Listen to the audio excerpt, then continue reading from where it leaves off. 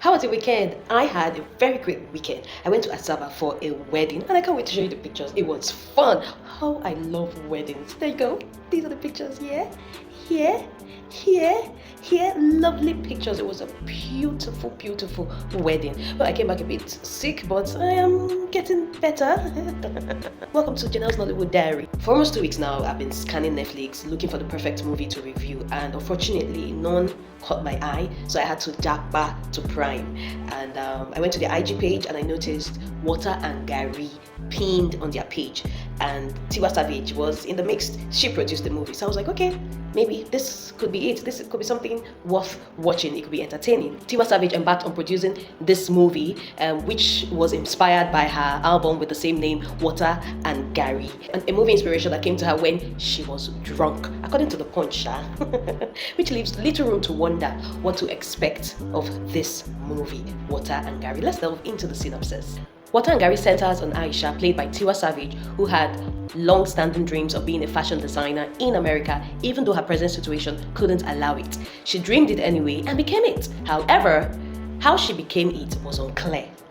Anyways, she had to return home after 10 years of being away upon the passing of her cousin. She came to see a lot of changes, by word of mouth of course, and a spark that was once there was rekindled. My thoughts about this movie. Water and Garri was a bit dull. It was a bit slow. Watching it on fast forward times 2, times 3. Watching it on fast forward was way easier. You won't even miss a beat. It was taking too much time to climax. It was taking, like, what is the essence of the movie? What is about to happen? It was just slow, draggy. The storyline wasn't fluid. It was half-baked. It was disjointed. It was disconnected. It was like a puzzle, trying to put different parts together to become a whole. It was heartbreaking for me, especially the flashbacks. They were too much. At a point, it was confusing.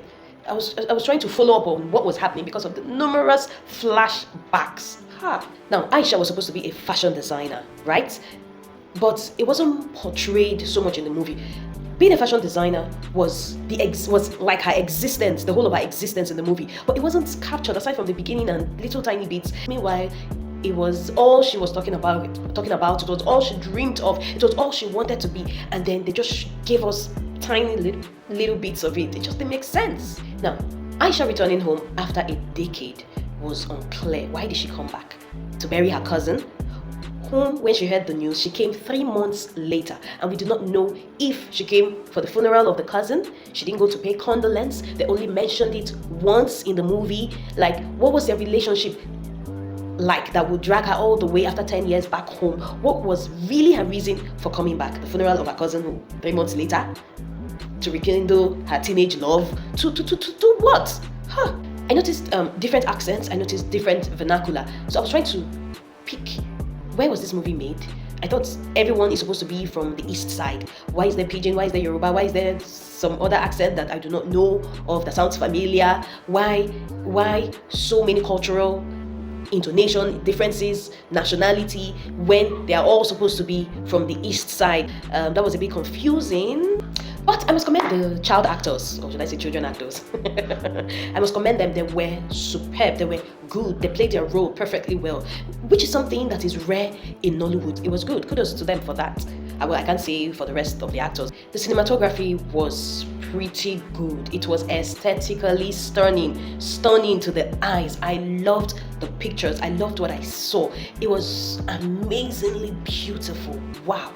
But I only wish that the effort and the time that they used to give us stunning visuals was also put into the storytelling. It would have been, perfect. It would have been very great.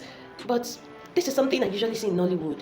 Wax storytelling, too much investment on visuals. I'm not saying they shouldn't invest in visuals. I'm saying that, come on, put your priorities right. Storytelling is key. In as much as I love to drink Garri with all the mende, granite, milk, sugar, and all of that, this particular Water and Garri, water past Garri, it was bland, no sugar, no milk, no granite. Okay, maybe a little salt, which I would say is the visuals. I think that's what I can say. And I'll give this movie Water and Garri a 1-star rating. Well, if you've seen the movie, I would love to hear your thoughts about Tiwa Savage's Water and Garri. What do you think about this movie? Is it something you recommend to a friend? What do you think they were trying to get at, the aim of this movie? Because I personally, I didn't get the aim of the movie. I didn't get the reason for this movie. So thank you so much for watching. Love to hear from you. Bye.